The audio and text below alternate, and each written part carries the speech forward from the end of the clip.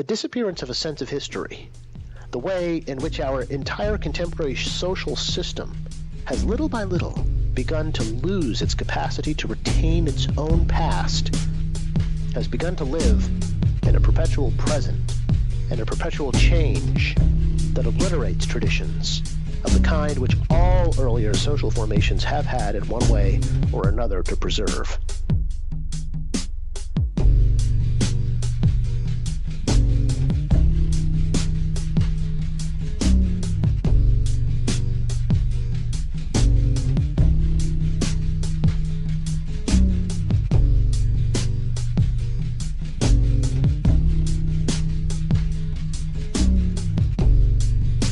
History is a frame of mind.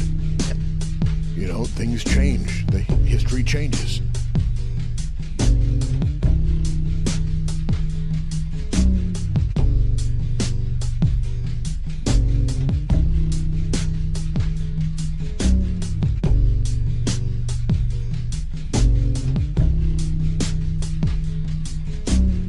You know, things that happened in the past maybe didn't happen. Maybe they're going to happen now. Maybe they'll happen again. Maybe they never happened to begin with. I mean, history is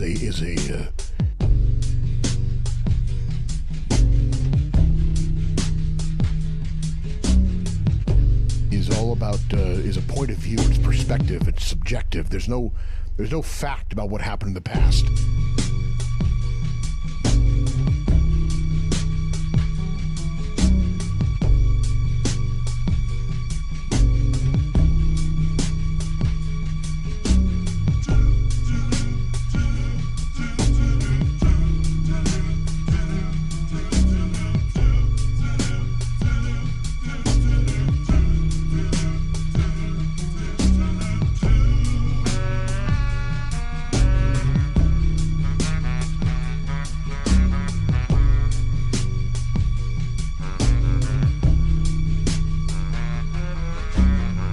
There's only text, right? There's only textual analysis that can define really the outcome of people's present and future, which does not have anything to do with the past because the past is non-existent.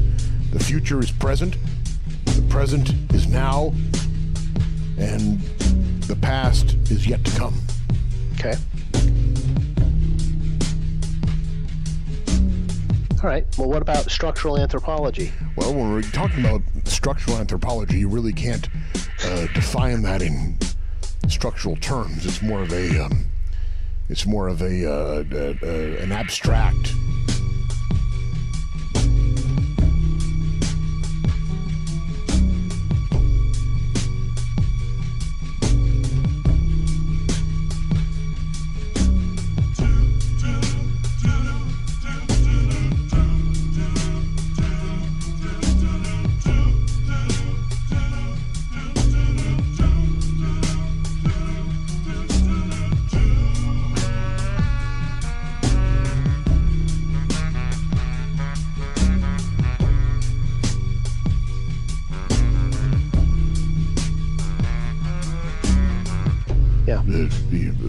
The analysis of what is before, after, pre, post, and beyond.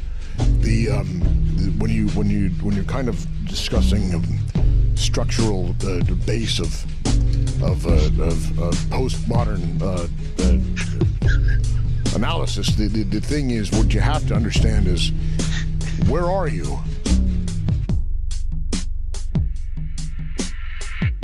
You know, what is your intent? Intent really is the basis for all structural abstract analysis of postmodern theories. Well, it's interesting you say that because it sounds like you agree with Levi Strauss when he basically says, you know,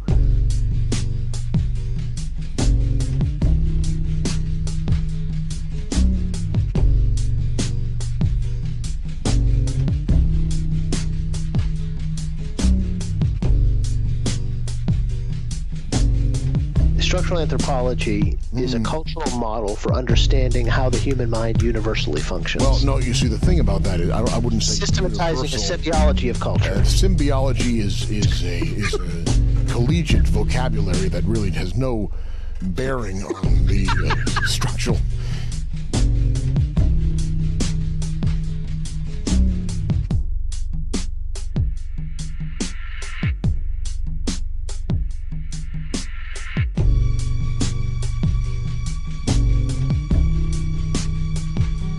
The language has nothing to do with thought. See, when you talking about thought is language. What thought? No. There is no. There is not. No, wrong. Thought exists alongside the ideas of language. Language cannot be attributed to anything. Thought is the basis for all things.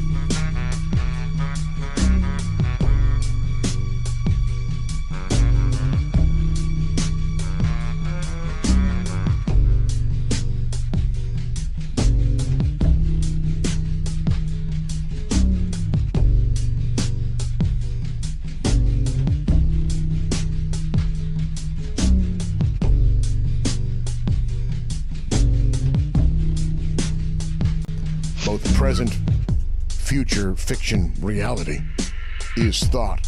Thought then forms a bubble around these different areas of reality and create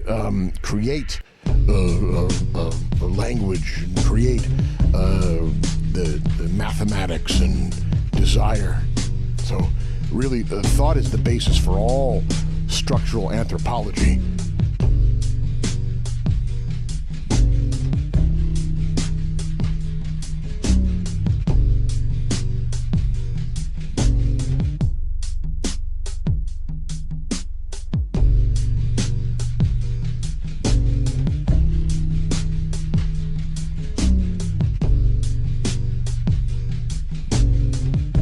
I think thought is the basis for everything, but okay. Well, not necessarily true. The instincts are different than thought.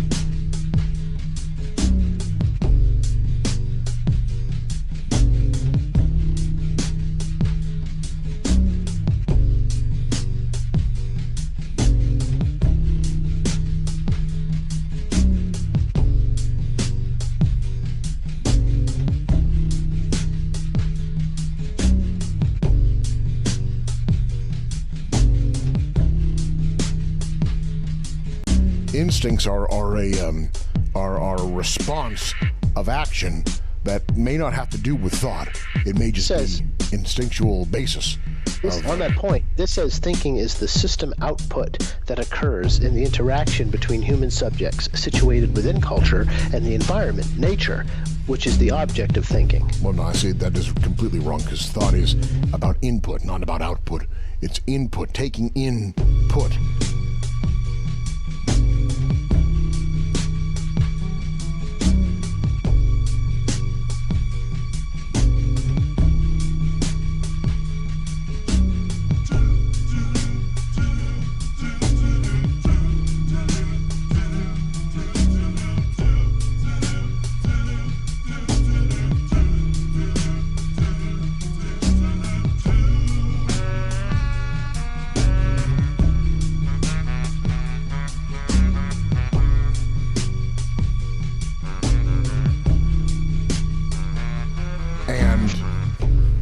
Analyzing the basis of communication within that thought and the process of thought, and then how these different processes further develop the different departments in the mind of thought-making capabilities. It says here that thinking can therefore occur because language allows us, one, to form social relationships, and two, to categorize our environment as represented by symbols. Where the confusion begins is the existence of thought. Is thought an existential element of humanity, or is it something that is more abstract and fiction-based? And this is the argument that has been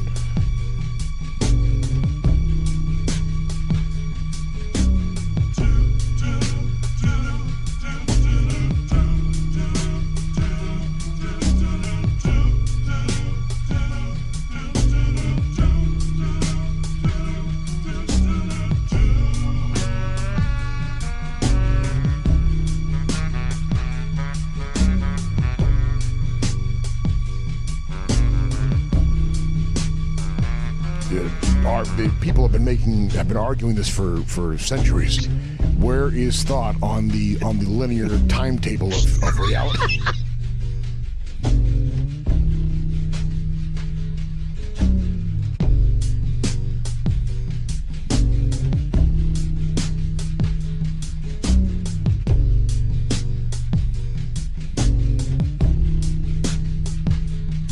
This traditionalist Eurocentric view is misleading. This is Levi Strauss talking in regard to this thought bubble here. Among many primitive peoples, it is the custom for each tribe or family to adopt some object from nature as their special symbol or totem. This totem may be an animal or plant or a carving in wood or stone and is supposed to be helpful to the tribe it represents. Tribes which have an animal totem will never kill that special animal, while those that have adopted a plant as their symbol abstain from eating others of the same species. Poles surmounted by grotesque carvings are often set near the encampments of North American Indians as totems, while among the Aborigines of Australia, totemism is almost universal. And Levi Strauss wants us to know that this traditionalist Eurocentric view is misleading of totems. Totemism is not some bizarre primitive superstition, but a basic instance of logic. Ah, yes. It is thinking. It is thinking.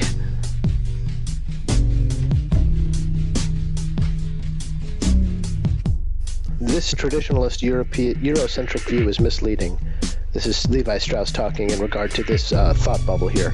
Among many primitive peoples, it is the custom for each tribe or family to adopt some object from nature as their special symbol or totem. This totem may be an animal or plant or a carving in wood or stone and is supposed to be helpful to the tribe it represents. Tribes which have an animal totem will never kill that special animal, while those that have adopted a plant as their symbol abstain from eating others of the same species. Poles surmounted by grotesque carvings are often set near the encampments of North American Indians as totems, while among the Aborigines of Australia, totemism is almost universal. And Levi Strauss wants us to know that this traditionalist Eurocentric view is misleading of totems. Totemism is not some bizarre primitive superstition, but a basic instance of logic. Ah, yes. It is thinking.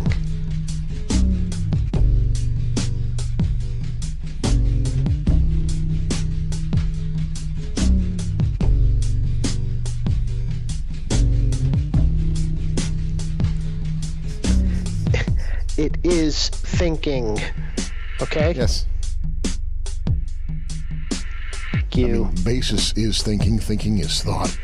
And again, this in turn reflects the outcome of existence.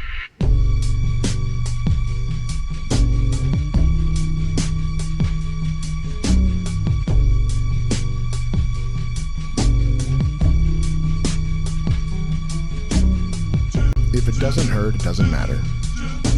If it doesn't hurt, it's not real. It needs to feel like pain, because pain is the only thing. Pain is the only thing that is real in this world. Happiness is only a consequence of pain.